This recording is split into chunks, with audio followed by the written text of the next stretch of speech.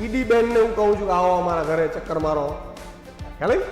ક્યાંક કોક મળે તો 2 દિવસ મીડિયામાં આવે ભાઈ સુદાનભાઈ ગઢવીને ઈડી આવી હતી અને એમને ફર્નિચર બરોબર નહોતું એમ, તો મજા આવે. તો ફકડ તો અમે છીએ સાહેબ.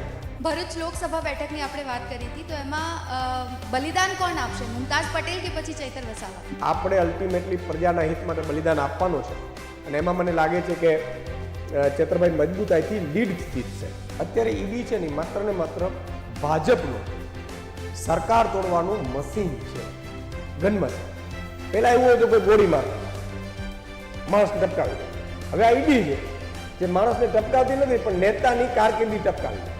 પક્ષ કે વિપક્ષમાં રહીને જનતા માટે જ કામ કરવાની વાત હોય તો શું ઈસુદાન ગઢવી ભવિષ્યમાં ભાજપમાં જોડાય ખરા? કે ભાજપ માન લો કે 5 સારા કામ કરી બતાવે તો હું એમ કહું છું કે આજે પણ હું આ પોલિટિક્સ છોડી દઉં, રાજીનામું આપી દઉં રાજનીતિમાં. તમને ઓફરો તો આવી હશે કે ઈશુદાનભાઈ આવી જાઓ, મંત્રી બનાવી દઈએ, તો મંત્રી કે મુખ્યમંત્રી બનાવી તો ઈશુદાનભાઈ જશે કે? આપણે સરકાર આવાત માન લો હું તમારો ભાઈ મુખ્યમંત્રી બની ગયો તો આ પાડી દો, મને ખબર છે 27માં આવશે ખરી? 27માં 100% આવશે. એમાં પ્રજા લાવશે. જો જેટલા દેખાતા હોય છે ને એટલા રૂપાળા નથી અને વ્હાઈટ કપડાવાળા તો વધારે. હું પોતે એમાં આવી જાઉં. ચેતર વસાવા તો લડશે.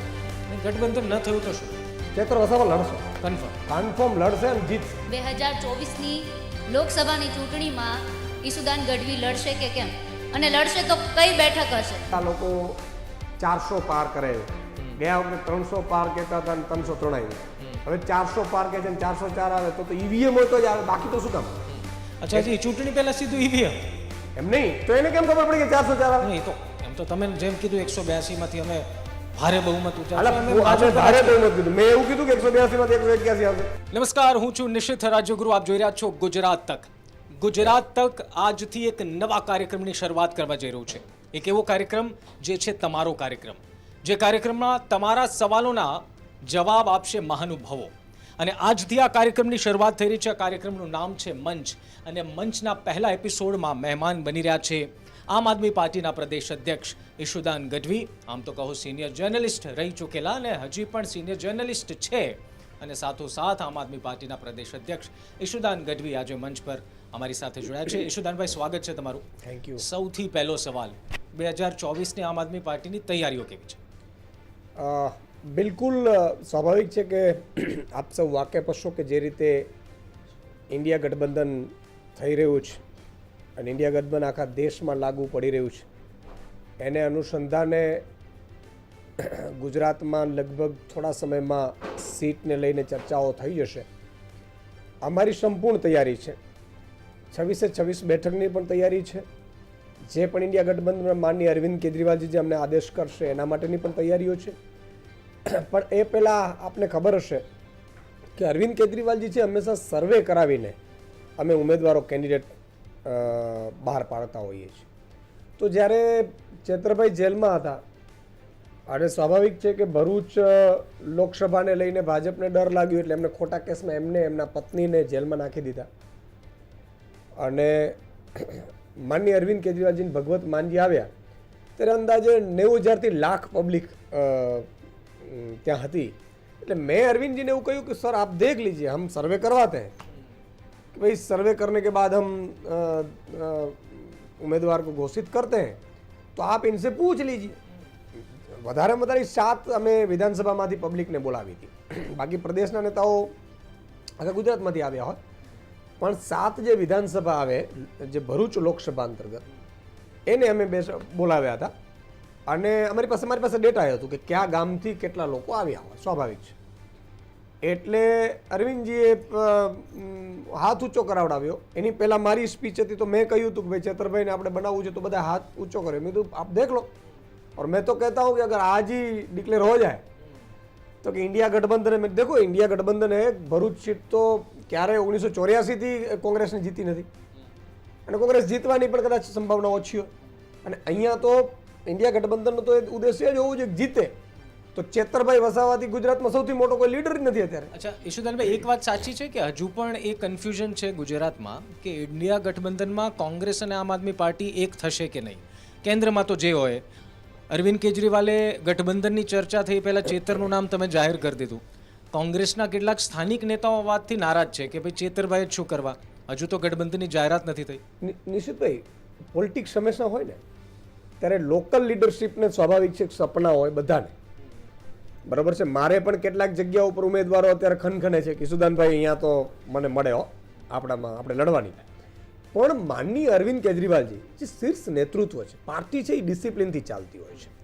એટલે માનનીય અરવિંદ કેજરીવાલજી અમે બધા મિટિંગો કરી બેઠા છીએ. એની પહેલાં સંજયસિંહજી આવ્યા હતા, કારણ કે ઇન્ડિયા ગઠબંધનની સભ્ય હતા.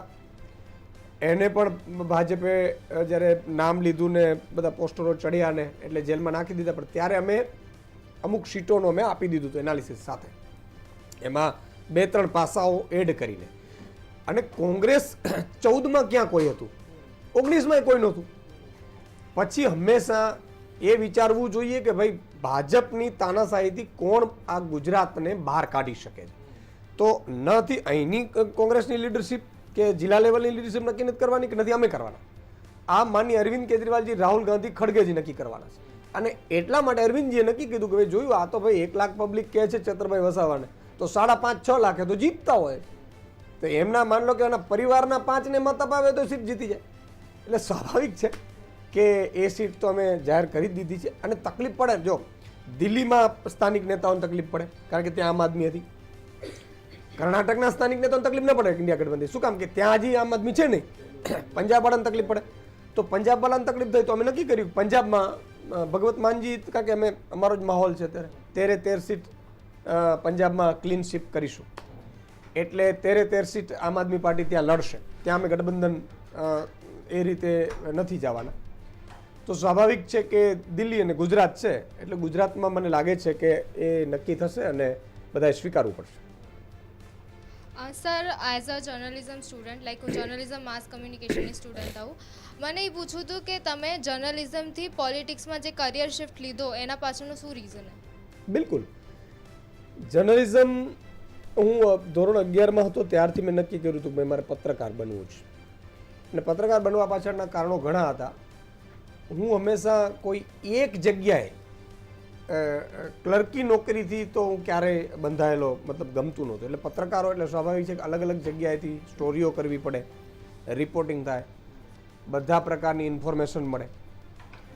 પણ જ્યારે મેં જોયું કે ભાઈ પત્રકારમાં મેં હું પીક ઉપર હતો, મારો શો પણ ખૂબ ચાલતો, પણ પછી મેં જોયું કે માત્ર ચીસો પડવાથી કંઈ નહીં થાય, સિસ્ટમની અંદર ઉતરવું પડશે. કોરોનામાં મેં બધાને અપીલ કરી, સરકારને અપીલ કરી, ખૂબ શો કર્યા કે ભાઈ તમે ફી માફી કરો. તો 25% ફી માફી કરી. એટલે સરકારનો ફોન આવ્યો કે ઈસુદાનભાઈ 25%થી ઉપર આપણે કરીશું ને તો પછી આ સુપ્રીમમાં જશે ને 25% નહીં મળે.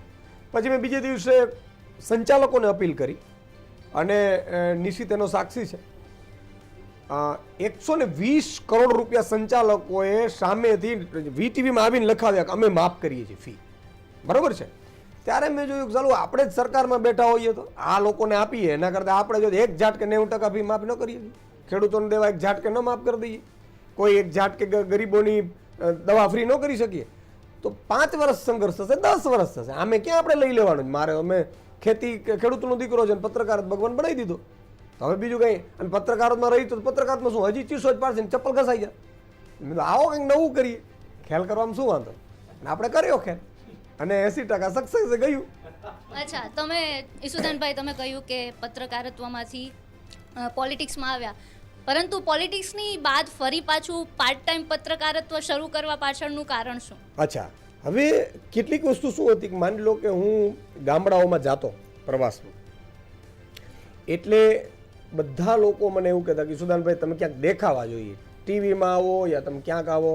હવે મારો વર્ગ હતો એ ટીવીનો વર્ગ હતો, કારણ કે મોબાઈલ પાસે એની પાસે એન્ડ્રોઈડ છે નહીં બિચારા પાસે, ખેડૂત વર્ગ મોટા ભાગે. પછી યુવાનો કે સુદાનભાઈ તમે જ્યારે બોલો છો ને તો મુદ્દો ઉઠે. હવે માની લો કે હું પોલિટિશિયન તરીકે હું બોલું ને તો 30 સેકન્ડની બાઇટ, કારણ કે હું એડિટર ઇન ચીફ રહ્યો છું, મને ખબર છે ડિજિટલમાં થોડીક ચાલે, બાકી 30 કે 35 સેકન્ડની બાઇટ કોઈ નેતાની કાપવાની હોય એવી મારી જ સૂચના હોય છે. તો સ્વાભાવિક છે કે હું કહું કે ભાઈ એક કામ કરો, ખેડૂતોને આમ થવા જોઈએ, ફલાણા થવા જોઈએ, અને દર અઠવાડિયે ઇસ્યુ. પછી મેં લોકો મારા સોશિયલ મીડિયા ઉપર મતલબ પાર્ટીના મારા ખૂબ બધા મેસેજો કર્યા, લગભગ ઓછામાં ઓછા 10,000 મેસેજ તો મારા ફેસબુક ઉપર આવ્યા છે કે સાહેબ તમે કંઈક તમારા યુટ્યુબ ઉપર કરો છો, તમે કંઈક ટીવીમાં દેખાવો એવું કરો. અને કોઈ ટીવીવાળો મને બોલાવે ને તોય માન લો કે સાંજના એક કાર્યક્રમમાં 5-10 મિનિટ મને બોલવાનો ચાન્સ મળે ને તોય હજારો ફોટાઓ મારા પેલા ઉપર પાડીને આવે આજે તમને જોયા, આજે ખૂબ આનંદ થયો. એટલે આપણે કર્યો કે ભાઈ ડબલ ખેલ કરીએ. એમાં હું વકીલાતનો ડબલ ધંધો કરતો હોય, ડોક્ટરનો ધંધો કરતો હોય, પત્રકાર એક ટાઈમ કલાક પત્રકાર શું કામ ન કરીએ? મારે થોડી મહેનત કરી જ ને. પ્રજા માટે આપણે બધું કરવા તૈયાર છીએ. એટલે આપણે ચાલુ કરી દીધું અને એ આવેલી ગાડી દોડી. અત્યારે તમે જુઓ પાછું ગોઠવાઈ ગયું. ચેનલની સામે લોકો ગોઠવાય છે, રોજ આવે છે. હું સવાલ પૂછું છું ને એમાં 2-5 હજાર તો સવાલના જવાબ માટે આવે છે, મેસેજ આવે. પેલો કે વોટ્સઅપ હેંગ થાય છે. મેં કીધું તો શરૂઆત રહેવાની જ ભાઈ. એટલે પ્રેમ છે લોકોનું, પણ સંઘર્ષ છે ને કરવું પડે. સંઘર્ષ વગર ક્યારે કોઈ મળતું નથી. બીજું કે તમે જ્યારે નિસ્વાર્થ ભાવે જતા હો ત્યારે કોઈ અસ્તિત્વ, પ્રકૃતિ તમને મદદ કરતી હોય છે. આજે મારો દાખલો છે કે આમ ફકડ ગીરધારી છીએ આપણે. ઘણા એમ કે હું ફકીર છું. ફકીર નથી ભાઈ. 8,000 કરોડના પ્લેનમાં ફકીર છે નો હોય યાર? ફકીર છે નો હોય? બરાબર છે. ફકીર તો અમે છીએ. આવો ઈડી બેનને હું કહું છું કે આવો અમારા ઘરે ચક્કર મારો. ખ્યાલ ક્યાંક કોઈક મળે તો 2 દિવસ મીડિયામાં આવે કે ભાઈ સુદાનભાઈ ગઢવીને ત્યાં ઈડી આવી હતી અને એમને ફર્નિચર બરોબર નહોતું, એમ તો મજા આવે. તો ફકડ તો અમે છીએ સાહેબ. તો મેં આપણે નક્કી કર્યું કે ભાઈ સચ્ચાઈની લડાઈ છે, 2-5 વર્ષ મહેનત પડશે, કરી લઈએ તો આ બધા. એટલે આને ડબલ કરવું પડે. હજી ટ્રિપલ રોલ કરવાનો છે ને તો કરીશ. પ્રજા માટે બધું કરવાનું એ વિચારવું પડે છે. આપણે વિચાર્યું નથી. આ તો કહું છું એમ. માની લો કોઈ એવું ટ્રિપલ રોલ આવ્યો તો એ કરવું પડે. ભરૂચ લોકસભા બેઠકની આપણે વાત કરી હતી, તો એમાં બલિદાન કોણ આપશે, મુમતાઝ પટેલ કે પછી ચૈતર વસાવા? નહીં, સમજવાની કોશિશ આપણે એનાલિસિસથી કરી કે અત્યારે 7 વિધાનસભામાં આમ આદમીનો એક છે, 6 ભાજપનો છે. બીજું કે ત્યાં 1984થી ખુદ અહેમદભાઈ પટેલ પણ જીતી નથી શક્યા. સ્વાભાવિક છે. તમે એનાલિસિસ ઉપર જાઓ, બીજું કોઈ કરવાની જરૂર નથી. અમે ઇન્ડિયા ગઠબંધનમાં પણ આ જ મુદ્દો મુકાયેલો છે. ત્રીજી વસ્તુ કે ચેતરભાઈના સમર્થનમાં અત્યારે લાખ લોકો ઊભા રહીને એમ કહે છે કે ભાઈ ચેતરભાઈને બનાવો, અને ભાજપે ખોટા કેસ કરવા પડ્યા. એટલે સ્વાભાવિક છે કે ચેતરભાઈ વસાવા લડશે અને એમાં કોંગ્રેસ પણ માની જશે. એટલા માટે કારણ કે ઇન્ડિયા ગઠબંધનનો સવાલ છે. કેટલાક સ્વાભાવિક છે કે સ્થાનિક નેતાઓને ન પણ ગમતું હોય, ઘણું બધું કારણો હોઈ શકે, પણ આપણે અલ્ટિમેટલી પ્રજાના હિત માટે બલિદાન આપવાનું છે.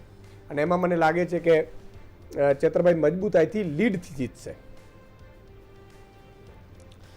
जैसे आपने बोला आपने करियर चेंज किया है, आपके टाइम से अभी तक में जर्नलिज्म के ट्रेंड में क्या क्या नया ऐड हुआ है या चेंजेस आया हुआ है?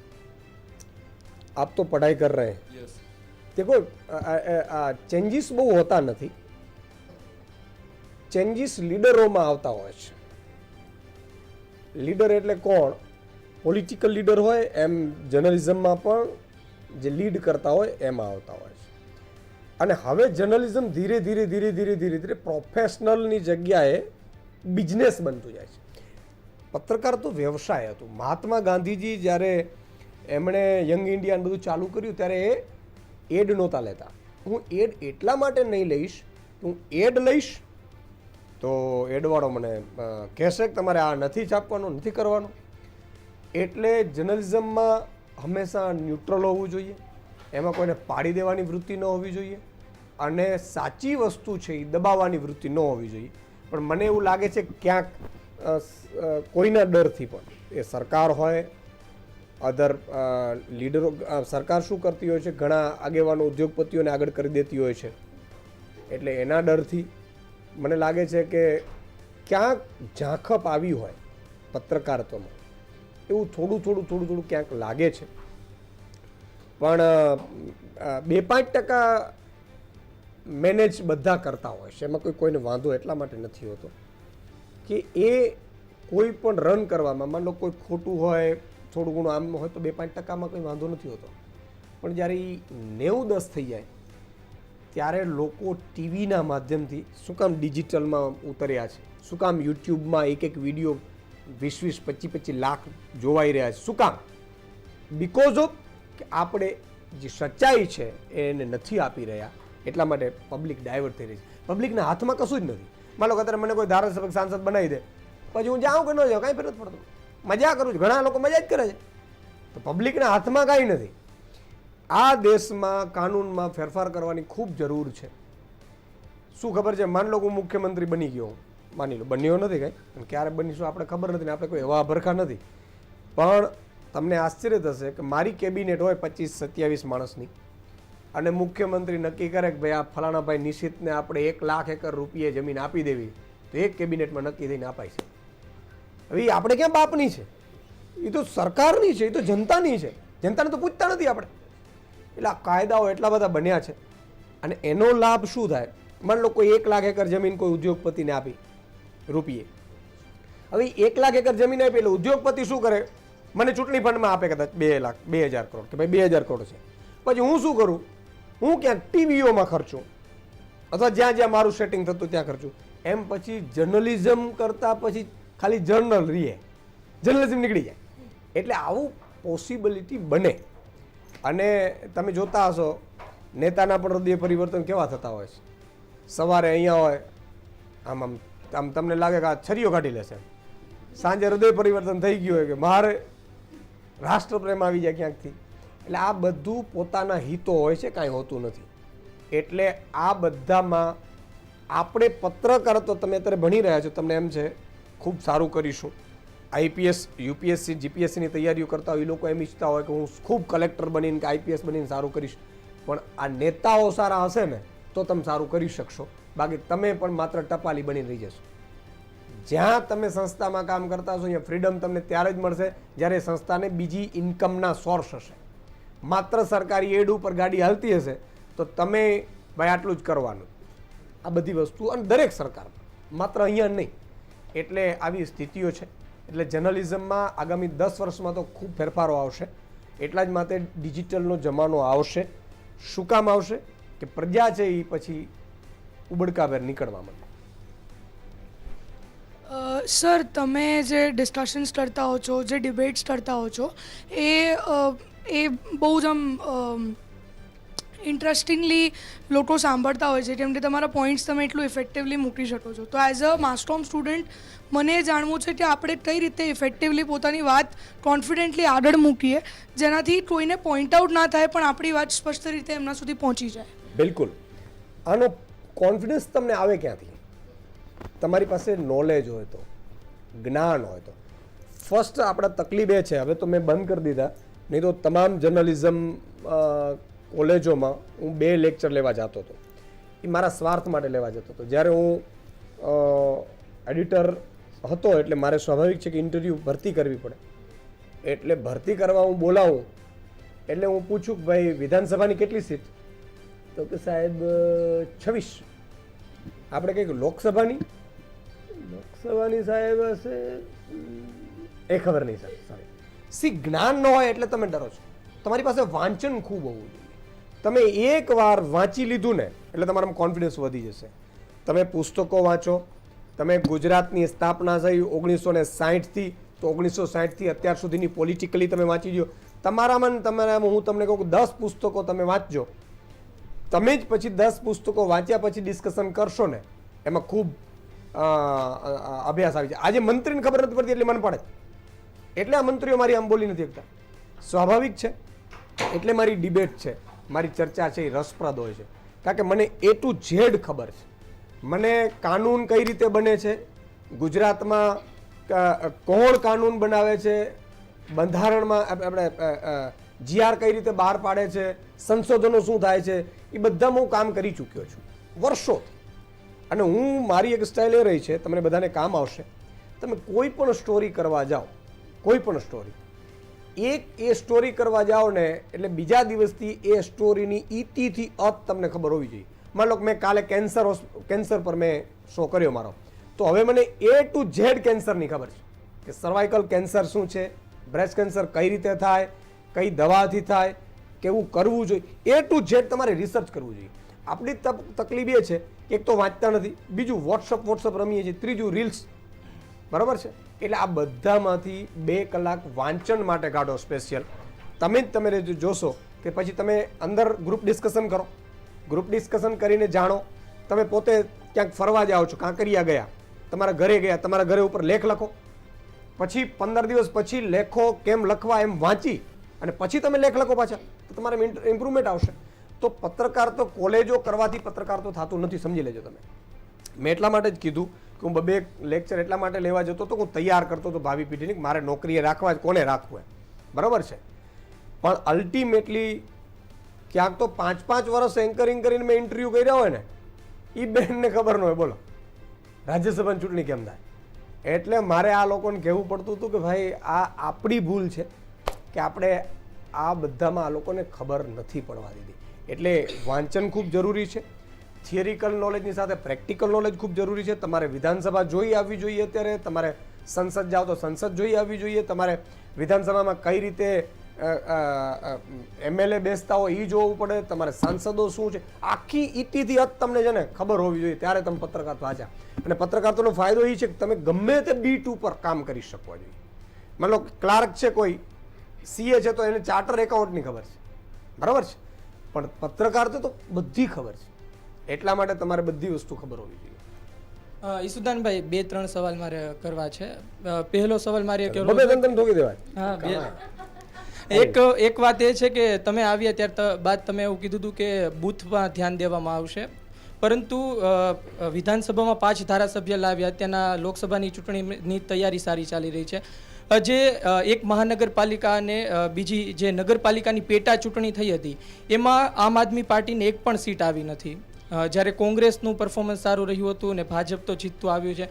તો આ પરિસ્થિતિ થઈ હતી, એમાં શું કાચું કપાયું હતું, શું ભૂલ પડી હતી? કઈ ચૂંટણીની વાત કરો છો? હું પેટા ચૂંટણીની વાત નવું આવી હતી એમાં. હા, ઓકે. કોંગ્રેસને ચૂંટણીઓ છે ને હંમેશા એ 4 તબક્કે એની લડાતી હોય છે. આજે 2022માં અમારો માહોલ બન્યો હતો કે ભાઈ સરકાર બનવા જઈ રહી છે. શું કામ? કે ભાઈ ઈશુદાન ગઢવી મુખ્યમંત્રી બને, અરવિંદ કેજરીવાલજીની નીતિઓ લાગુ થાય, બરાબર છે, અને સારા ઈમાનદાર ભણેલા ગણેલા લોકો છે એ ધારાસભ્ય બને. આ એક એંગલ હોય.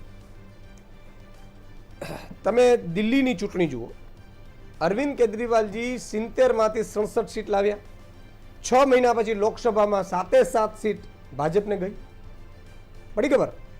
તમે પંજાબમાં આવો, પંજાબમાં આ વિધાનસભાની ચૂંટણી 2022 પહેલા 17માં આવી હતી. 17માં એવો માહોલ હતો કે આમ આદમીની સરકાર બનશે. 22 ધારાસભ્યો ચૂંટાણા, બધા નિરાશ થઈ ગયા. 22 પહેલી વખત આવ્યા હતા, બધા નિરાશ થઈ ગયા. જેમ મારે અહીંયા શરૂઆતમાં નિરાશ થયા હતા. મેં એવું કીધું, મેં આપણા તો બાપનું જ ગયું ક્યું, આપણે તો 5 લાયા. એટલે એટલા માટે આશા ખૂબ હોય, માહોલ બન્યો. 22માંથી 12 ધારાસભ્યો એક લીડર તોડીને જ વયા ગયા.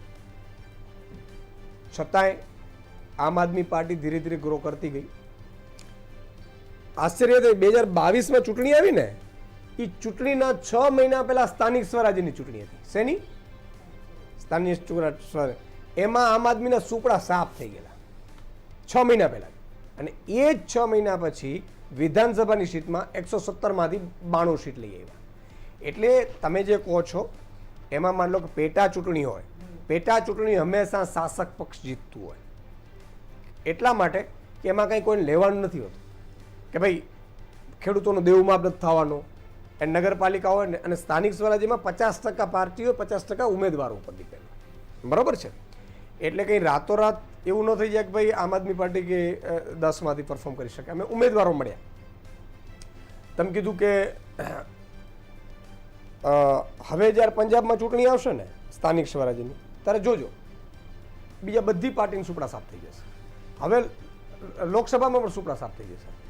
પણ 7 સીટ દિલ્હીમાં આજે પણ ટફ સિચ્યુએશનમાં આવશે. શું કામ?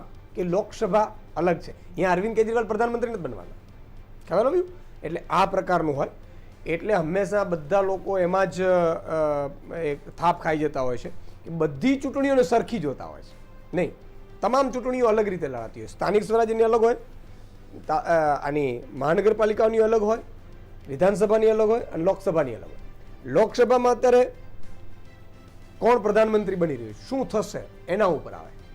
એટલે આ પ્રમાણે હોય. એટલે બીજું કે અમે બૂથ લેવલના કામ બહુ લાંબી લેન્ધી પ્રક્રિયા હોય છે. બૂથમાં એક વ્યક્તિ 52,000 બૂથ છે, એમાં ધીરે ધીરે બૂથ ઉપર ચાલશે. અમારી ગણતરી હતી કે એપ્રિલ સુધીમાં પૂરા કરી શકીશું, પણ હજી અમે BLO આજે દરેક જિલ્લા તાલુકા મારી મિટિંગો ચાલે છે BLOની, બરાબર છે. આજે ખંભાળિયામાં છે, મારી જ વિધાનસભામાં, બરાબર. મારા મંત્રી અનુપ શર્મા છે અને પછી સાગરભાઈ રબારીને પણ મોકલ્યા. આ લોંગ પ્રોસેસ, અને એ અત્યારે બૂથ ઉપર હશે, એ ચૂંટણી ટાણે કાર્યકર્તા હશે એ જરૂરી નથી. ફરી એ માહોલ બનશે ચૂંટણીનું, ફરી 2026થી એવો પિક્ચર બનશે કે હવે તો ભાઈ ગેસનો સિલિન્ડર 1800 નથી પોસાતો, હવે તો ભાઈ ખેડૂતોને ભાવ નથી મળતા, હવે તો કોઈ લીડર એવો જ જોઈએ, કારણ કે આ એટલે પછી માહોલ બનશે. આવી રીતે ચૂંટણીઓ. ઈસુદાનભાઈ, મારે સવાલ પૂછવો હતો કે જેમ દિલ્હીમાં અત્યારે આપના નેતાઓના ત્યાં ઈડીના દરોડા પડી રહ્યા છે, એના પર આપની શું કહેવું છે? અને બીજું કે ગુજરાતમાં તમને એવું કોઈ લાગે છે કોઈ આપના નેતાને ત્યાં ઈડીના દરોડા પડી શકે છે? અમારી જોડે તો મેં કીધું ને કે હું તો કહું છું આવો, કારણ કે આપણે તો ફકડ ગિરધારી છીએ. બીજું કે અત્યાર સુધી કંઈ સરકારમાં નથી. હું મુખ્યમંત્રી બની ગયો તો અત્યારે મારે ત્યાં ઈડી ન હોત. શું કામ હોત ખબર છે? જો ઈડી છે ને, હવે આ બધી તમને એક બીજી વસ્તુ સમજાવું. આ બધા જર્નલિઝમના સ્ટુડન્ટ પણ બેઠા છે. 2016 સુધી CBI પાસે પાવર હતો કે CBI છે એ ગમે ત્યારે ધરપકડ કરીને ચેક કરે, તપાસ. એક રાજ્ય સરકારો પાસે એવા પાવર હતા. માનો હું મુખ્યમંત્રી થયો એટલે હું CBI ને બેન કરી શકું. મારે ત્યાં CBI મને પૂછીને આવે ટૂંકમાં મારા લોકલ પોલીસને. એટલે આ થઈ ગયું. એટલે નરેન્દ્ર મોદી સરકારે 2019માં એવું એમેન્ડમેન્ટ લાયા, બિલ લાયા કે એમાં સંપૂર્ણ સત્તા એને ઈડીને આપી દીધી. હવે ઈડી તો પહેલા હતું જ નહીં એવું બધું કંઈ એક્ટિવ, એટલે કોઈ રાજ્ય સરકારો પાસે એનો કોઈ કાનૂન નથી. એટલે ઈડીમાં એવું છે કે માની લો કે PMLA હેઠળ ધરપકડો થાય. હવે એમાં પ્રાવધાન એવા છે કે ધરપકડ થાય તમારી, પછી ધરપકડ તમારી થાય ને એમાં તમારે નિર્દોષ સાબિત થવાનું કે હું નથી ક્યાંય. અને નિર્દોષ સાબિત ક્યારે થાવ? ટ્રાયલ ઉપર ટ્રાયલ ચાર્જ થાય, એટલે તમારે જામીન તો મળે નહીં, કારણ કે ટ્રાયલ તમારી ચાલે નહીં. હવે ટ્રાયલ કોણ? તો કે ઈડીના અધિકારીઓ નક્કી કરે, ચાર્જશીટ પછી થાય. એટલે એમ થાય છે ઈડીની. તમે જોયા હશો કે અજીત પવારને ત્યાં ઈડીની રેડો પડી. અજીત પવાર હમણાં NDA ગઠબંધન સાથે ગયા એટલે ઈડી વાઇન્ડ અપ કરી નાખ્યું. છગન ભુજબળ 2.5 વર્ષ જેલમાં હતા, ઈડીની તપાસ ચાલુ હતી. આમાં આવ્યા એટલે બહાર નીકળી ગયા. અત્યારે ઈડી છે ને માત્ર ને માત્ર ભાજપનું સરકાર તોડવાનું મશીન છે, ગન મશીન. પહેલા એવું હતું કે ગોળી મારતા હતા, માણસને ટપકાવી દે. હવે આ ઈડી છે જે માણસને ટપકાવતી નથી પણ નેતાની કારકિર્દી ટપકાવી નાખે. એટલે આ એક મોટું દૂષણ છે, આપણા લોકશાહી માટે ખતરનાક છે. તમે જોયું હશે કે શરાબ પોલિસી માટે આ ઈડીની અત્યારે રેડો પડે છે. 1 વર્ષ ત્યાં deputy chief minister Manish Sisodia જેલમાં છે, એની વિરુદ્ધ એક પુરાવો ઈડી આપી નથી શકી કોર્ટને, અદાલતને. સુપ્રીમ કોર્ટે કોમેન્ટ કરી કે ભાઈ આ તો કાંઈ નથી આપતા, તો 2 મિનિટમાં કેસ પૂરો થઈ જશે, પણ દિવસે ને દિવસે જેલમાં કેમ રાખીએ? એટલે આ એક ષડયંત્ર છે. અને આ ષડયંત્રો હજુ વધતા જશે ધીરે ધીરે, કારણ કે એક સરકાર બીજી સરકારને શીખાડે, બીજી સરકાર ત્રીજી સરકારને. ગંદી રાજનીતિ કહેવાય. શરૂઆતની રાજનીતિ જ્યારે આઝાદી થયો દેશ ત્યારે આવું નહોતું, હવે બધું આવું ચાલુ થઈ ગયું છે. મારે એક સવાલ પૂછવો છે તમને કે પક્ષ કે વિપક્ષમાં રહીને જનતા માટે જ કામ કરવાની વાત હોય તો શું ઈસુદાન ગઢવી ભવિષ્યમાં ભાજપમાં જોડાય ખરા?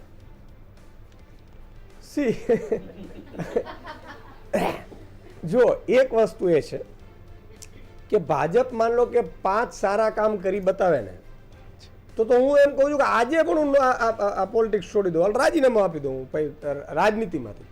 મારે કંઈ આ તો શોખ છે નહીં. અત્યારે ઘરના ઘાટ કરીને હું બેઠો છું, સારા પેકેજો છોડીને આવ્યા છીએ અમે. તો બેઝિકલી ભાજપે ખેડૂતો માટે આ છેલ્લા 10 વર્ષમાં કેન્દ્ર સરકારમાં છે, 29 વર્ષથી અહીંયા છે. મને દેખાડો ભાજપે એક ખેડૂતનું દેવું માફ કર્યું હોય તો. અને ઉદ્યોગપતિઓના 14.5 લાખ કરોડ રૂપિયા રાઇટ ઓફ કર્યા, એમાં 11 લાખ કરોડ તો એવા ઉદ્યોગપતિઓના માફ કર્યા છે કે જે ચાર્ટરમાં રખડે છે, બરાબર છે. બીજું કે તમને અહીંયા અકસ્માત થાય તો તમારી હાલત શું થાય? પ્રાઇવેટમાં જવું પડે. હવે પ્રાઇવેટમાં તમે જાઓ, લાખ રૂપિયાનો ચાંદલો લાગે છે, 50,000 ચાંદલો. દિલ્હીમાં આજે પણ અકસ્માત તમારું મારું થાય, કોઈ પણ હોસ્પિટલમાં વયો જવાની છૂટ 1 લાખનું બિલ આવે કે 1 કરોડનું બિલ આવે, અરવિંદ કેજરીવાલજીની સરકાર ભોગવે. આખા ગુજરાતનું મેડિક્લેમ હોવું જોઈએ, આખા ગુજરાતમાં સારી સ્કૂલો હોવી જોઈએ. આજે અમદાવાદમાં આપણે બધા ભાજપને બધા લોકો વર્ષોથી મત આપે છે, બરાબર છે. પતિ પત્ની બે નોકરી કરતા હોય, છેડા ભેગા ન થાય. દીકરાનું પ્લાનિંગ કરવું હોય ને તો બે વર્ષ એમ કે હમણાં જરા જો, છતાંય ભાજપ ટપ કરી આવે ભાજપને. તકલીફ શું છે ખબર? પછી 2 વર્ષ પછી 3 વર્ષ દીકરો જન્મ લે ને એટલે પ્રાઇવેટમાં મૂકવું પડે. હવે પ્રાઇવેટ 50,000 60,000 થી નીચે જ છે નહીં, એટલે પગાર વધારો લેવો પડે. પગાર વધારો નો એટલે પાછી નોકરી બદલવી પડે. આવા ધંધા કરે છે ને તોય ત્યાં ચાંદલો કરવા જાય. પછી ભાજપને મારે ક્યાં સવાલ છે? ભાજપને કામ કરવા તો હું લખીને આપું હાલો કે ભાઈ મારે તો, હું તો એમ કહું છું મને કાંઈ બનાવો નહીં, બરોબર છે. હું આપું ડિઝાઇન, એમાં પાછું બજેટમાં જ આવી જાય. આ 53,000 કરોડ રૂપિયા શિક્ષણના ફાળવ્યા છે. 100 સ્કૂલો અમદાવાદ, વડોદરા, સુરત, રાજકોટ 100 સ્કૂલો બનાવીને ટનાટાનું 12 મહિનાની અંદર DPSને ટક્કર મારે ને એવી સ્કૂલો બનાવડાવી દો. 1 રૂપિયાના વધારાના ખર્ચો આ જ બજેટમાં. બોલો, નહીં કરે તો કરવું જ નથી તો પ્રજા આજે તો કાલે જાગશે તો આવશે, નહીં તો પછી ભોગવશે. ઈશુદાનભાઈ, એક સવાલ તમે જે મલયના સવાલ ઉપર જવાબ આપ્યો, આમ તો ચોખ્ખું તો કીધું નહીં કે તમે ભાજપમાં જશો કે નહીં, પણ ઈશુદાનભાઈને ઓફર તો આવી હશે, સાચું બોલજો. આ તો એકદમ ફ્રી ઇન્ટરવ્યુ છે ઈશુદાનભાઈ. તમને ઓફરો તો આવી હશે કે ઈશુદાનભાઈ આવી જાઓ, મંત્રી બનાવી દઈએ, તો મંત્રી કે મુખ્યમંત્રી બનાવી તો ઈશુદાનભાઈ જશે કે? નિશ્ચિત. આ બાબત તો કેવી હોય કે એમાં કોમેન્ટ કરવી પણ સારી નહીં. બીજા નંબરમાં હું છીછરી રાજનીતિમાં માનતો નથી. આપણું કામ છે પ્રજાના હિતના સેવાના કામો કરવા. માનનીય અરવિંદ કેજરીવાલે 10 વર્ષમાં સાબિત કરી દીધું કે શુદ્ધ રાજનીતિ, સ્વચ્છ રાજનીતિ, લોકહિતની રાજનીતિ, કામની રાજનીતિ થઈ શકે. માની લો કે આજે પંજાબમાં આપણે સરકાર આવત, માની લો હું તમારો ભાઈ મુખ્યમંત્રી બની ગયો તો આ પાડી દે, મને ખબર છે, ખેલ કરત. ભલે પછી હું પાડવા ન દે, કારણ કે હું એમ તો આ બધું ઘાટના પાણી પીને તૈયાર થયેલો છે. એને હું ઉતરવાય ન દઉં, મને ખબર છે, બરાબર છે. પાડવા વાળાઓને એરપોર્ટ ઉપર ઉતરવા ન દઈએ આપણે મુખ્યમંત્રી હોઈએ તો, હું જાહેરમાં કહું છું. પણ માની લો કે આપણી સરકાર હોત તો ત્યારે 600 યુનિટ તમારે વીજળી ફ્રી હોત, તો વીજળી બિલ નીકળી જાત. ગેસનો સિલિન્ડર આપણે 400 રૂપિયામાં આપત, ભાઈ રાજસ્થાનમાં આપે, ચાલો આપણે આપીએ. મહિલાઓને દર મહિને 1000 રૂપિયા મળત, તો 2 મહિલા ઘરમાં હોત તો 2000, એટલે દૂધનું બિલ બની ગયું. પછી તમે 15-20 હજારમાં પણ આરામથી એક પતિ નોકરી કરતો હોય ને 15,000માં તોય ઘર વ્યવસ્થિત ચલાવી શકે. ઘર આપણે આપવાના હતા સરળ હપ્તે, એટલે માની લો કે એને 1 BHK આવ્યું એટલે ફેમિલી ઉપર લોડ ન રહે. પછી 20,000, આજે સૌથી ઓછી મોંઘવારી દિલ્હીમાં છે, કોઈ કર્જ લીધું નથી. અહીંયા 4 લાખ કરોડ ઉપરનો કર્જો થઈ ગયું છે. બજેટ 3,30,000 કરોડનું છે, 4 લાખ કરોડનું બજેટ છે. 27માં મારી પાસે આવશે ને ગુજરાત, ત્યારે આટલું બધું કર્જો હશે. વિચાર કરો. છતાં આપણે તો કરીશું. તો મારું કહેવાનું મતલબ એ છે કે આ ભાજપ, એની નીતિઓ, એ પ્રજા, અને એકવાર આમ આદમી પાર્ટીની સરકાર આવે છે ને પછી ખબર છે 25 વર્ષ સુધી પછી કોઈ ડાઘ લાગશે નહીં, એટલે આ ખેલ કરે છે. 27માં આવશે ખરી? એમ 27માં 100% આવશે. એમાં પ્રજા લાવશે. જો અમે કોણ છીએ? અમે તો આમ આદમી છીએ, સાધારણ છીએ. કોઈ અમે તો રૂપિયા આપવા વાળા માણસ નથી, દારૂ વેચતો નથી, હું ના પાડું છું, બરાબર છે. એ ખેડૂતોને, એ ગરીબોને, એ વંચિતોને, શોષિતોને, મધ્યમ વર્ગને આ તો 3 કાનૂન નો આવ્યા, બરાબર છે. નહીં તો જે ભાજપને અમદાવાદ, વડોદરા, સુરત, રાજકોટ ખોબલે મત આપે છે ને, એ જ લોકોનું જીવન આરામ થઈ જાય. કેમ ખબર છે? પછી તો એક ઉદ્યોગપતિ નક્કી કરે કે તેલનો ડબ્બો મારે 6,000માં વેચવો, 10,000માં વેચવો, તું શું કરી લે? એ ઉદ્યોગપતિ નક્કી કરે ઘઉં મારે 2,000 રૂપિયા મણ વેચવા, કરો હું તમે? સીધી મોંઘવારી ચરમસીમાએ પહોંચી. અચ્છા, 2027માં ઈશુદાનભાઈ સરકાર આવશે, પરંતુ આ ભૂપત ભાયાણી, જેને અડધી રાત્રે સપનામાં આવીને વિચારધારા ફરી જાય છે, આમ આદમી પાર્ટી મેન્ડેટ આપે, એ મેન્ડેટ ઉપર જીતે, રાતના સપનું આવી જાય છે આમ આદમી પાર્ટીના નેતાઓને. કોર્પોરેટર, સુરતમાં તમને આટલા બધા કોર્પોરેટર્સ જીત્યા, હવે અડધાથી પણ ઓછા રહ્યા છે. પ્રોબ્લેમ શું છે? એટલે ઈશુદાન ગઢવી માત્ર નહીં, પરંતુ આમ આદમી પાર્ટી ગુજરાત સાચવી નથી શકતી, કંઈ બીજો પ્રોબ્લેમ છે? કારણ કે એક વાત તો ઈશુદાનભાઈ તમે માનશો કે જાય તો છે, હવે અને જાય છે એ બાનાઈ બનાવે છે, અને જતા આમ આદમી પાર્ટીનું ભૂપત ભાયાણી તમને નવાઈ લાગશે, ગુજરાત તકની વાતચીતમાં એણે એવું કીધું કે પહેલાં ઉમેદવાર આવે પછી પક્ષ આવે, એટલે લોકો ઉમેદવારને જોઈને મત આપે, પક્ષ તો પછી આવે. એટલે જે આમ આદમી પાર્ટી મોટા કરે છે, આમ આદમી પાર્ટી ન સાચવી શકે, 27 તો આગું નહીં થઈ જાય. નિશ્ચિતભાઈ, શરૂઆતના તબક્કામાં જ્યારે પણ તમે આવો ને ક્યાંય પણ, એટલે આ પ્રાથમિક તબક્કો રહે. મેં કીધું કે પંજાબમાં 2017માં 22 ધારાસભ્યો આવ્યા હતા, 12 વયા ગયા. એમાંથી એક તો લીડરે વયો ગયો હતો. હાલો ભાઈ આપણે લઈ લઈએ એમ, ત્યાં લુમખું ભરેલું છે. ભાજપ શું છે? ભાજપની એક નીતિ એવી છે કે જરૂર ન હોય તોય લ્યો, તોડો એટલે પ્રજાનો જે વિરોધ છે ને એ દબાઈ જાય. એટલા માટે આ એક નીતિ છે. તમને આશ્ચર્ય થશે કે 5 ધારાસભ્યો અકબંધ છેટ સુધી રહેવાના હતા.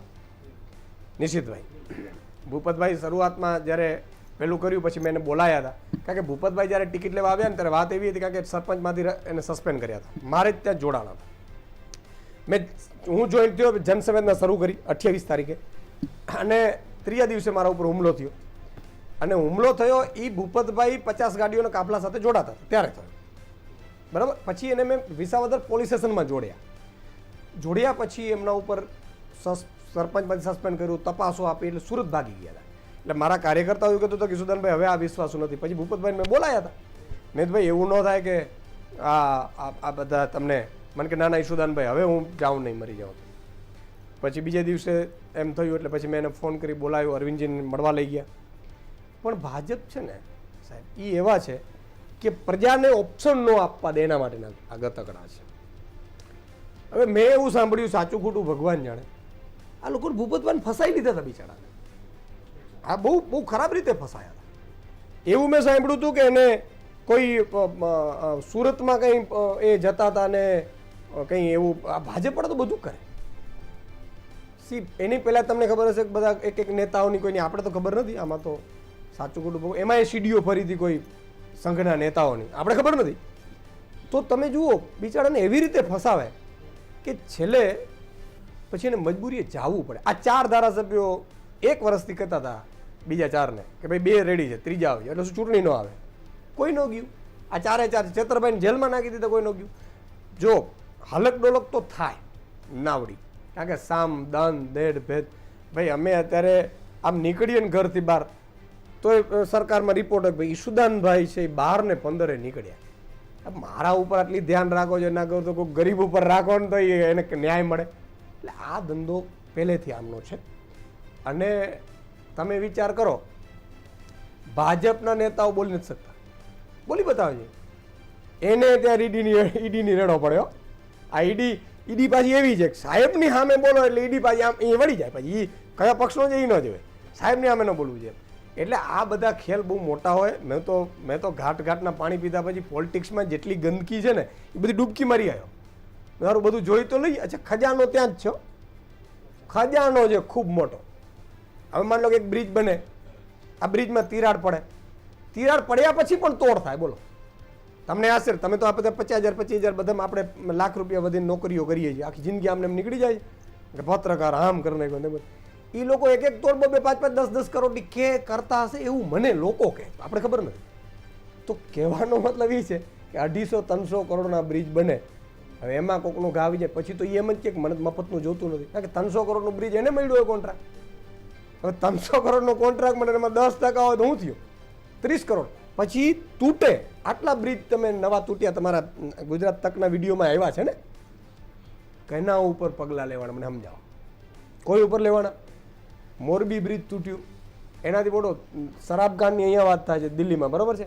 અહીંયા કેટલા લોકો લઠ્ઠાકાંડમાં મરી ગયા, અને હજી દારૂ તમે જુઓ, તમે ઠેકાણે મળે છે. તો આ બધા હપ્તા જાતા ક્યાં હશે?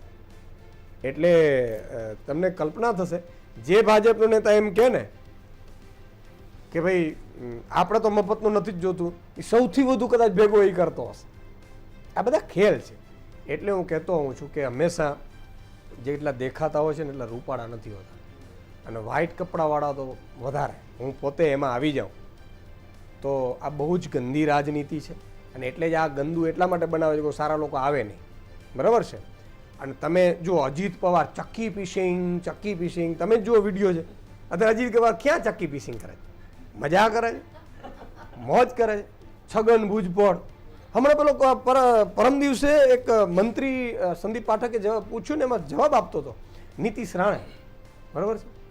તમે જુઓ કૌભાંડોની ફાઇલ તો અહીંયા જ છે બધી, છતાંય ત્યાં જાય એટલે કોઈ ખબર નહીં એવું કંઈક છે.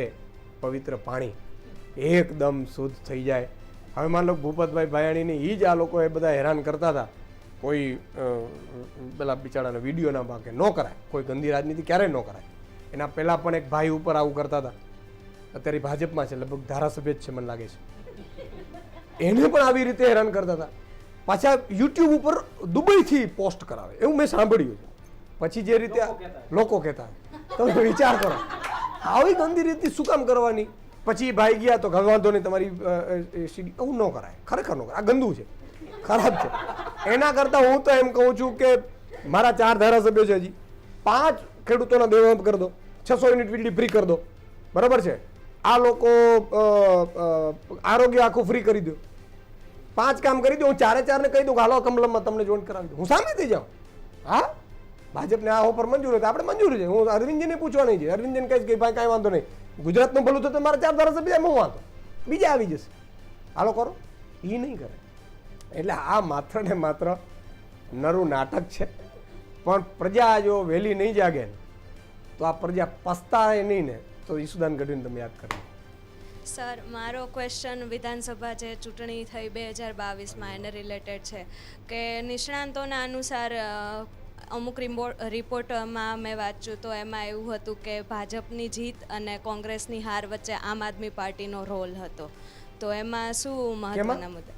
ભાજપની જીત અને કોંગ્રેસની હારમાં એ બંને વચ્ચે આમ આદમી પાર્ટીનો રોલ હતો. અરવિંદ કેજરીવાલ, મનીષ સિસોદિયા છે અરવિંદ કેજરીવાલજીનો ડાબો હાથ. બે એ પત્રકાર હતા મારી જેમ, રવાડે ચડ્યા પોલિટિક્સની, બરાબર છે. સ્કૂલો સારી ખૂબ કરી, અમેરિકામાં એની વાહવાહી થઈ, પણ આ ભાઈથી દોવાયું નહીં. સારું, મારે ડુપ્લિકેટ સ્કૂલ ટેન્ટમાં બનાવવી પડે, આપણે આ ધંધો નથી કરવા, નાખો જેલમાં, નાખી દીધો, અત્યારે જેલમાં છે. જો અરવિંદ કેજરીવાલ જો બી ટીમમાં હોય તો પોલિસી અત્યારે શરાબકાન 1ની પોલિસી એમાં એ કહે છે કે ભૂલ થઈ, કંઈક સબૂત તો છે નહીં, તો અત્યાર સુધી કોંગ્રેસના આટલા વર્ષોના શાસનમાં કંઈક ગડબડ જ નહીં થઈ ગઈ? એ કેમ જેલમાં નથી? કયો નેતા મોટો બીજી પાર્ટીઓના નેતા જેલમાં હોય મને સમજાવો, જો બી ટીમ હોય? એટલે પહેલાં પ્રજાને ભ્રમ કરવાની આ વાત છે. આવી જ રીતે પંજાબમાં ઉપાડ્યું હતું. પંજાબની પ્રજા તો હોશિયાર છે. તમે વિચાર કરો, ખેડૂતના 3 કાનૂન જે પંજાબની ઉત્તર ગુજરાતના ખેડૂતોને અભિનંદન આપો, બાકી અહીંયા એક ઉદ્યોગપતિ આખી જમીન લઈ લે ગુજરાતની. એટલે બેઝિકલી આ બધી વાહિયાત છે. બીજું, વિશ્લેષકોએ હંમેશા વિશ્લેષણ છે ને એ ત્રીજી પાર્ટીને અનુસંધાને અત્યાર સુધી કર્યું જ નથી. એ શું કરે, કેશુબાપા આવ્યા તો હું થયું, અરે ભાઈ કેશુબાપા કયા સમયે આવ્યા હતા, કેવી રીતે આવ્યા હતા? કોઈ નારાજ થઈને માનો કે ઈસુદાન ગઢવી નારાજ થઈને જાય તો એ થોડો કોઈ સ્વીકારવાના છે, તું તારા સ્વાર્થે આવ્યો હોય. તો સવાલ એ છે, ત્રીજી પાર્ટી નથી ચાલતી એવું કહેતા હતા. 41 લાખ મત મળ્યા, અમે 41 લાખ ગેરંટી કાર્ડ વેચ્યા હતા ને 41 લાખ મત મળ્યા. આ વખતે 2.5 કરોડ ગેરંટી કાર્ડ વેચવાના અને 2.5 કરોડ મત લેવાના. અને એક વસ્તુ એ છે કે અત્યાર સુધી તો એમ કહેતો હતો ટાઈગર અભી જિંદા હે, પણ મારો બીજો નવો ડાયલોગ આવી ગયો છે, ટાઈગર તબ તક હારા નહીં જબ તક મરા નહીં. મારો તો એમના હાથમાં નથી, મારો રેખા જારી હું આયુષ્યની. એટલે કાંઈ કોઈ ચિંતા કરવાની જરૂર નથી. જેને જે ટીમ ફી ટીમ છી ટીમ ભાજપ જે ટીમ કરવી કરે. ખરેખર તો ચેતરભાઈ વસાવા છે અત્યારે એ મજબૂત છે, અત્યારે એને બધે સપોર્ટ કરી દેવું જોઈએ. શું કામ છોટુભાઈ વસાવાને અને બીજાને ભાજપને આ બધા ઊભો કરવાની જરૂર છે? એટલે કોઈ ટીમો નથી, આપણે એકલા જ છીએ અને 27માં એક જ ટીમ હશે, એ આમ આદમી. વાત ભરૂચની કરીએ, આમ પણ અત્યારની સ્થિતિ જોતા ઈશુદાનભાઈ એવું લાગે છે કે 2024માં તમારી એક રે ઓફ હોપ એટલે આશાનું કિરણ એક ભરૂચ તમને દેખાતું હશે, પરંતુ ત્યાં થોડા પોલિટિકલ સિચ્યુએશન આપને કહી દઉં, આપને ખબર જ હશે. મુમતાઝ પટેલ છોટુ વસાવાને મળી જાય છે, ફૈઝલ પટેલ ભરૂચમાં બોર્ડ મારી દે કે હું તો લડીશ. હમણાં પ્રચાર કરવા નીકળી ગયા હતા ફૈઝલ પટેલ, એટલે અહેમદ પટેલના પુત્ર અને પુત્રી એ પ્રયાસ કરે છે. છોટુ વસાવા તો છે જ, મહેશ વસાવાને પણ ચૂંટણી લડવી છે, 6 વખતથી સાંસદ મનસુખ વસાવા છે. હવે આટલા જૂના જોગીઓ અને આટલા પોલિટિકલ મજબૂત બેકગ્રાઉન્ડમાં તમને વિશ્વાસ છે કે ચેતર વસાવા આમ આદમી પાર્ટીની નૈયા પાર કરી દેશે? જો પહેલાં તો અમે કોઈ નૈયા પાર કરવા માટે રાજનીતિમાં નથી આવ્યા. અમે પ્રજા ચૂંટશે એટલે કામ કરીશું. આ જ આદિવાસી સમાજનો જો ભાજપના અને કોંગ્રેસના આટલા સાંસદો રહ્યા, ભાજપના સાંસદો અને મંત્રીઓ ઉકાળ્યું હોત તો તમારે આ ધંધો શું કામ કરવું પડે? આજે પૈસા કાંઈક ક્યાં લાગુ કરે છે? આજે આમ આદમી પાર્ટીની સરકાર હોત તો પૈસા એક લાગુ થઈ ગયો હતો અત્યારે ગુજરાતમાં. કેમ ઝારખંડમાં હેમંત સોરેને લાગુ કરી દીધો? ને પેક્સા એટલે સાહેબ આદિવાસીઓની જીવન સંજીવની છે, તમે એક ગ્રામ સભ્યને પૂછ્યા વિના ન કરી શકો. બીજું કે ચેતરભાઈ વસાવા મજબૂત લીડર છે તો એ લડી રહ્યા છે અને મજબૂતાઈથી જીતીશું.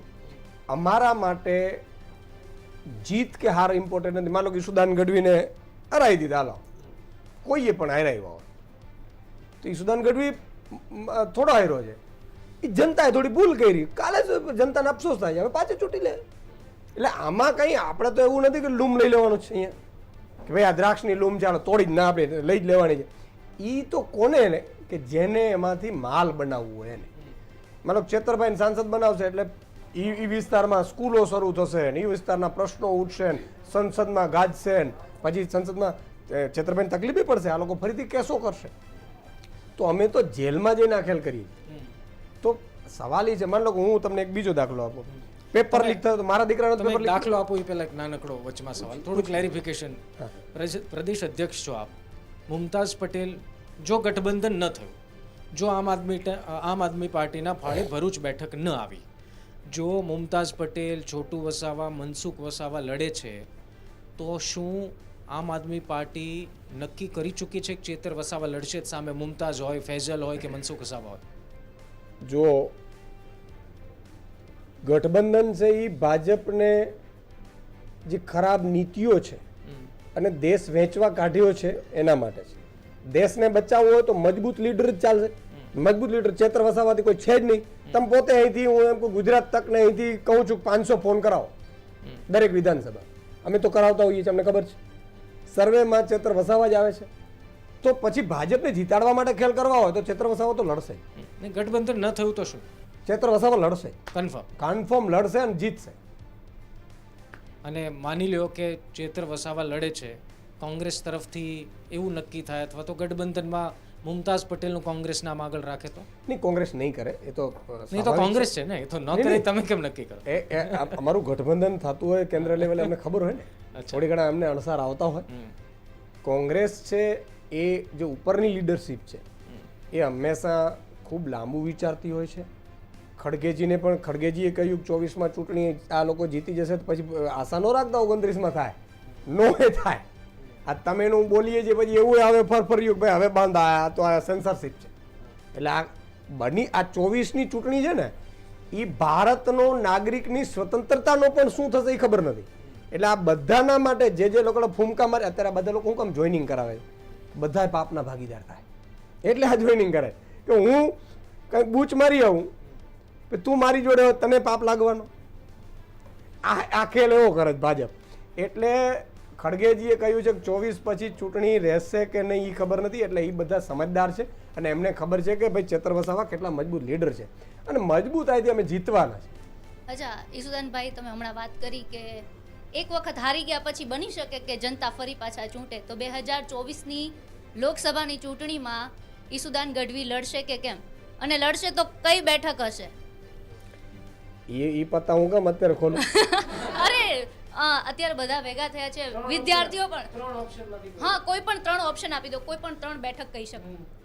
વાંધો નહીં, તમારે જવાબ જ મોઢામાં આંગળી નાખીને લેવો છે તો એટલે કહી દઉં કે ઈશુદાન ગઢવી, મેં કીધું ને કે ચૂંટણી લડવી, હારવી, જીતવી, મુખ્યમંત્રી બનવું એના માટે ક્યારેય નથી એવું. પણ 2027ની તમે વાત કરો છો, હમણાં મુખ્યમંત્રી લેવલ, અત્યારે લોકસભા માટે. પણ હું એમ કહું છું કે મારી સરકાર હશે જ અમારી એમ, એટલે આમ આદમીની તો હશે એ નક્કી છે. તો અરવિંદજી માન લો કે આદેશ કરશે કે માન લો કે અમારે ગઠબંધનમાં સીટ શેરિંગ આવી અને માન લો કે અમને જે સીટ આવે છે અને એમાં માની લો કે અરવિંદજી એમ કહે છે કે ઈશુદાન તારે અહીંયા લડવું પડે તો હું લડીશ. માની લો કે એ અરવિંદજી ઉપર મારું તો છોડ, કારણ કે હું પ્રદેશ અધ્યક્ષ છું. બીજા લોકો ઉપર માન લો કે હોય તો હું કહી શકું કે આ લડશે. હું મારી વાત તો વરરાજો પોતાને તો એ ન કરે ને, પણ અરવિંદજી આદેશ કરશે તો ચોક્કસ લડીશ. એ ન કહો પણ હોઈ શકે, મારા વતન બાજુની હોઈ શકે. ઈશુદાનભાઈ, તમે વાત કરી રહ્યા છો કે ભાઈ આટલું ખોટું થઈ રહ્યું છે, પરંતુ આજે પણ ભરતી મેળો શરૂ છે ભારતીય જનતા પાર્ટીમાં. ભરૂચ લોકસભાની બેઠકની વાત હોય કે ભાઈ છોટાઉદેપુર લોકસભા બેઠકની વાત હોય, ભારતીય જનતા પાર્ટી કામે લાગી ચૂકી છે. હર્ષદ વસાવાને જોડી લીધા છે, હજી થોડો સમય થયો. એટલે ભરતી મેળો તો એટલો બધો કેમ થઈ રહ્યો છે? એટલે જ મેં કીધું કે બધા આવો પાપના ભાગીદાર થાય. માન લો કે 24 પછી કદાચ એવું થાય કે ભાઈ હવે આ કામ કરો, આ ચૂંટણીઓમાં ખોટા ખર્ચા થાય છે, મજા કરો, આપણે આ બધું નથી કરવું એમ. જેમ ચીનમાં અથવા તો રશિયામાં છે રાષ્ટ્રપતિ શાસન, એટલે રાષ્ટ્રપતિ પાવર બની શકે એવું. તો અને બીજું કે જે પણ વ્યક્તિઓ આજે આ લોકો ભરતી મેળો શું કામ પેપર લીક થાય છે એટલે જાય છે, દારૂકાંડ થાય છે એટલે જાય છે, લઠ્ઠાકાંડ થાય છે એટલે જાય છે, કોન્ટ્રાક્ટ કર્મચારીઓ આ ભરતી નથી કરતા એટલે જાય છે. આ પોતાની લાલચ માટે જાય છે. જે લોકો ભરતી મેળામાં જાય છે એને કાં તો પોતાના ધંધા ચાલે, કાં ક્યાંક બિચારાની આપણે દેશી ભાષામાં કહીએ આંગળી ચીચોડામાં આવી ગયો, જેમ ઘણાને આવી ગઈ બિચારાને, બરાબર. આંગળી ચીચોડામાં આવી એટલે હું કરવાનો જ ભાઈ. તમને ખબર તો કોંગ્રેસના ધારાસભ્યને પેલા લોકોએ ફોન કરાવ્યો, બિચારો નવા ધારાસભ્ય હતા, એને ખબર નહોતી, એટલે કે ભાઈ વિધાનસભામાં છે ને આ પ્રશ્ન ઉઠાવજો, આમ છે તેમ તમને 40 લાખ આપી દેશો ને, તો કેમ તો કે હા વાંધો નહીં, એટલું બોલી ગયો. એ ઓડિયો ક્લિપ ઉપર ભાજપે જેલમાં નાખ્યા 6 મહિના અને પછી કીધું તું મારામાં આવી જાય તો તું અત્યારે ફૂલ ગંગાની જેમ પવિત્ર થઈ ગયા છે અને ભાજપમાં છે, ધારાસભ્ય પછી ચૂંટાયા, બરાબર છે. ભાજપની નીતિ બહુ ક્લિયર કટ છે, પ્રજાહિતને કામ નથી કરવા, પ્રજાનો ઓપ્શન કોઈ ન આપવાનું. માનો ઈશુદાન ગઢવી અત્યારે લડી રહ્યો છે તો એને ક્યાંક ગમે તે ફસાવો નહીં તો પછી પ્રજાનો ઓપ્શન બનશે ને.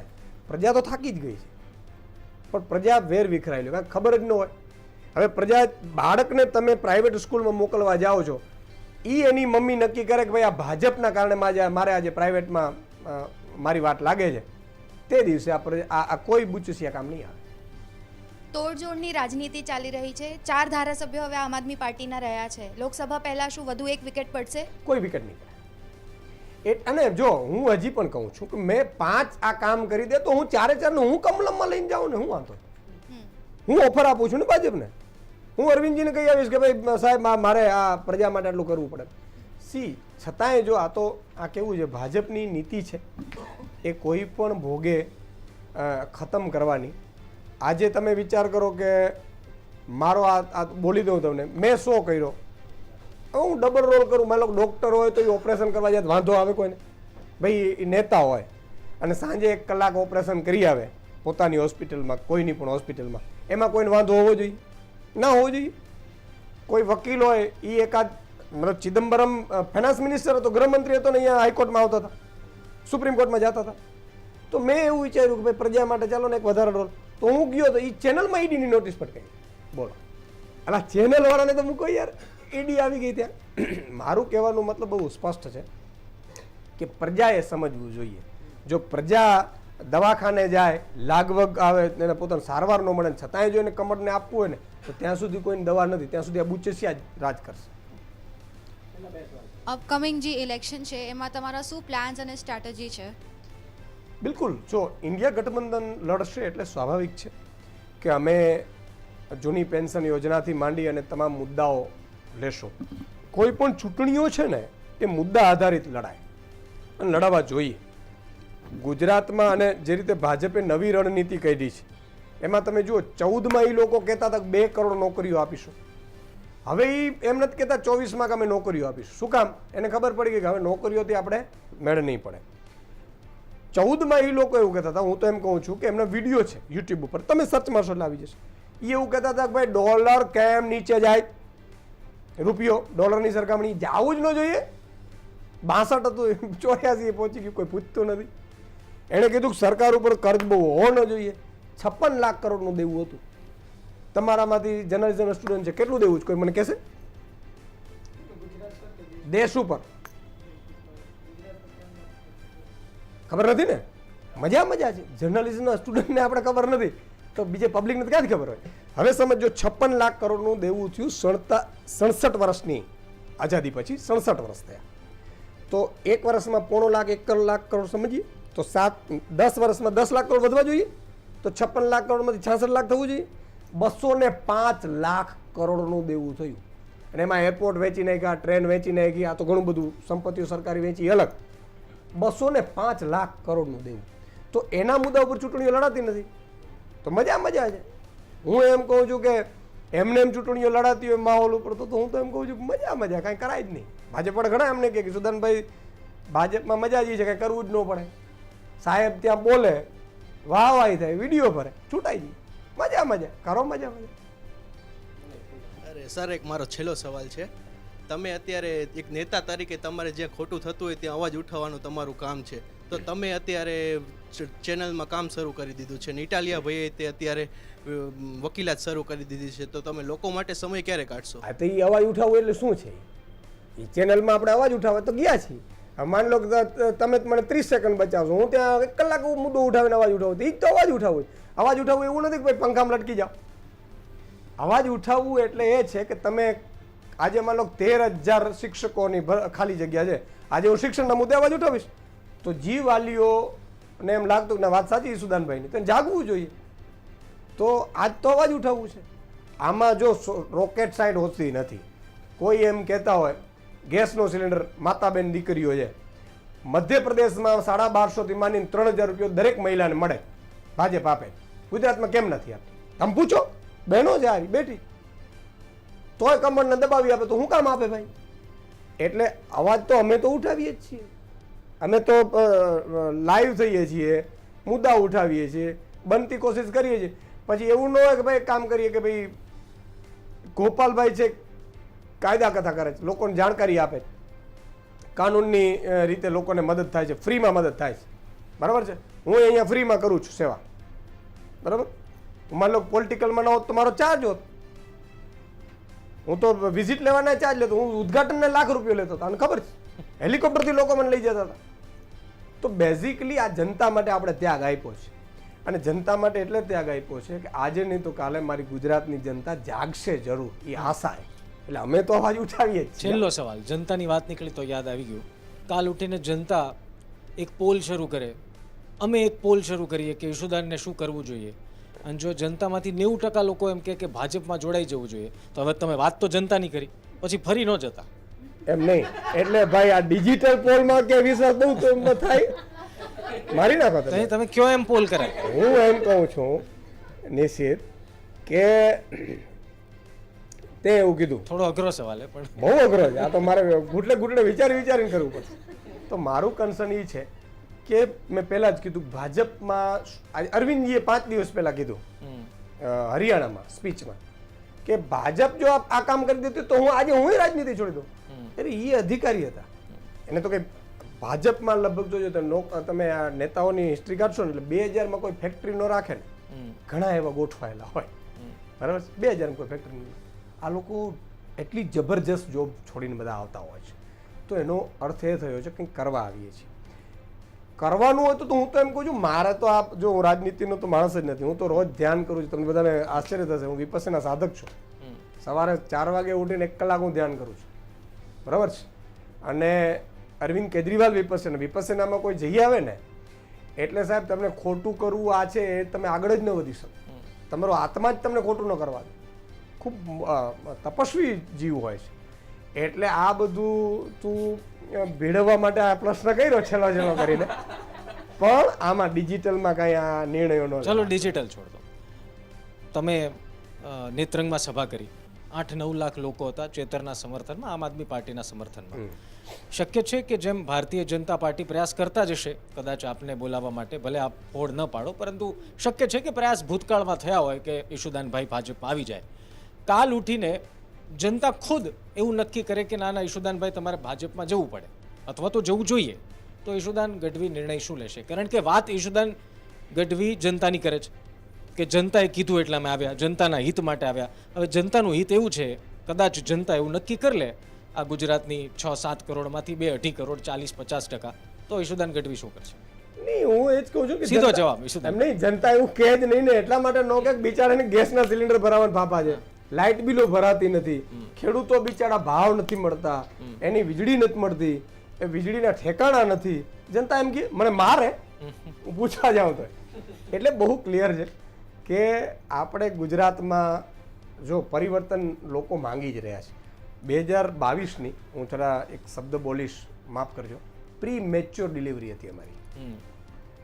અમને 1.5 વર્ષ વધારે સમય મળી ગયો હોત તો કલર બીજો હોત. અને 2025 એપ્રિલ પછી ફરીથી અમે સ્ટ્રેટેજીથી આગળ જશું. તમે જોઈ લેજો 2027 આવતા તો તમે પોતે એમ કહેશો સર્વેમાં, હા હવે આમ આદમીની મેજોરિટી સાથે નહીં, અમારે અહીંયા પૂર્ણ બહુમત હોતી જ નથી, ભારે બહુમત જ હોય. અને ભારે બહુમત સાથે સરકાર બનશે, અને સરકાર બનશે તો કામ કરી શકીશું. છેલ્લો સવાલ 2024માં આમ આદમી પાર્ટીને કોઈ એક્સપેક્ટેશન છે? એક બેઠક, કારણ કે ભરૂચ ઉપર તો આપ સ્વાભાવિક રીતે જાહેરાત કરી દીધી છે, બાકી 26 ઉપર 26 આમ આદમી પાર્ટી લડવાનું છે અને અપેક્ષા શું છે? અમારે ઇન્ડિયા ગઠબંધનમાં જે નક્કી થશે એ રીતે આગળ વધીશું. પણ મારો ટાર્ગેટ પર્સનલી કહું, જો હું જે તૈયારીઓ અમે કરી રહ્યા છીએ એ હું બહુ ક્લિયર કટ, ચૂંટણીઓ તો બધી લડવાની જ છે, સ્થાનિક સ્વરાજ્યની પણ મજબૂતાઈથી અમે લડવાના છીએ 2026માં, પણ હું 27ને ટાર્ગેટ કરીને મહેનત કરી રહ્યા છીએ. 182 મજબૂત ટનાટન અરવિંદ કેજરીવાલજીની વિચારધારાવાળા વ્યક્તિઓ કે પછી જુઓ, હવે દિલ્હીમાં એકે ડગડગતું નથી, પંજાબમાં ડગડગતું નથી, અહીંયા સરકાર આવે, માન લો કે આ તો એવું બને કે 5-10 જ વધારે હોય તો આ તો ક્યાંક રિસોર્ટો ખેલ કરાવે, બરાબર? તો બેઝિકલી અત્યારે મને અરવિંદજીએ જે કામ સોંપ્યું છે એ બહુ નીટ એન્ડ ક્લીન સ્ટ્રેટેજી સાથે છે અમારું, કે ભાઈ 182 ઉપર આપણે કેમ મજબૂત થઈ શકીએ અને વિધાનસભામાં. અને આ વખતના 27ના મુદ્દા તો તમે જોઈને ચકિત થઈ જશો. અત્યારે અમારે એટલે મૂળ આમ આદમી પાર્ટી, ગુજરાત આમ આદમી પાર્ટીનું વિઝન 2027 છે, 24 નથી. નહીં 24માં તો ભાઈ અમે જે ઇન્ડિયા ગઠબંધનમાં હશે તો લડીશ જ ને. તું પાછા હેડલાઇન્સ મારી દે કે ઈસુદાન ગઢવીને આવું તો એવું નહીં ચાલે. એમાં હું બહુ ક્લિયર કહી દઉં કે ઇન્ડિયા ગઠબંધનમાં જેટલી સીટો અમારા ફાળે આવશે એટલી અમે મજબૂતાઈથી લડવાના છીએ, મજબૂતાઈ. અચ્છા, આમ આદમી પાર્ટી હેટ્રિકની વાત કરે, 26 ભાજપ જીતવાનું છે. ભાજપ એવું કહે છે 26 અમે ફરી જીતવાના છીએ. ગઠબંધન થાય ન થાય, આપને શું લાગે છે? મને એવું લાગે છે કે ભાજપ આ વખતે 26માંથી 26 નહીં લઈ જાય, પહેલી વસ્તુ. અને બીજું કે આ લોકો 400 પાર કરે છે. ગયા વખતે 300 પાર કહેતા હતા અને 303 આવી. હવે 400 પાર કહે છે અને 404 આવે તો ઈવીએમ હોય તો જ આવે, બાકી તો શું કામ આવે? અચ્છા જી, ચૂંટણી પહેલા સીધું ઈવીએમ? એમ નહીં તો એને કેમ ખબર પડી કે 404 આવે? નહીં તો એમ તો તમે જેમ કીધું 182 માંથી અમે ભારે બહુમત અમે ભારે બહુમત કીધું, મેં એવું કીધું કે 182 માંથી 181 આવશે. એ તો તમને ખબર છે ઈશુદાનભાઈ કે નેતાઓ આંકડો તો કે, પણ હવે ચૂંટણી પહેલા સીધું ઈવીએમ પર નહીં. આ તો હું કહું છું તો આટલું બધું કોન્ફિડન્સ કેમ છે? અચ્છા, તો કોન્ફિડન્સ તો તમને પણ છે, જેમ 2027 નો. પણ એ તો પૂર્ણ બહુમત ની કહું છું હું. પણ એ તો મેં તમને આંકડો ન પૂછ્યો, બાકી તમે બોલવાના જ હતા આંકડો. આંકડો થોડો બોલો યાર, કે બીજો થોડો. મારી ઈચ્છા હોય એટલી, એટલે બરાબર, પણ આટલી આવશે જ એવું તો કેમ ખબર પડે? ઠીક છે, એટલે સવાલ ઈ જ છે. પણ આ વખતે એ લોકો લગભગ 200 ક્રોસ નહીં કરે. ઓકે. કેન્દ્રમાં ગુજરાતમાં 26 માંથી 26 નહીં જાય. કેટલી જશે એ તમે જોજો અમારે જેટલે ભાગમાં કઈ રીતે આવે. ઈશુદાનભાઈને શું લાગે છે? નહીં, 26 ભાગમાં આવે પછી થાય ને. અચ્છા, હજી અમારે ઇન્ડિયા ગઠબંધનમાં બધું નક્કી થાય પછી અમે તમને કહેશું કે હવે કેટલી જાય. ઠીક છે. ખૂબ ખૂબ ધન્યવાદ ઈશુદાનભાઈ અમારી સાથે જોડાવા બદલ.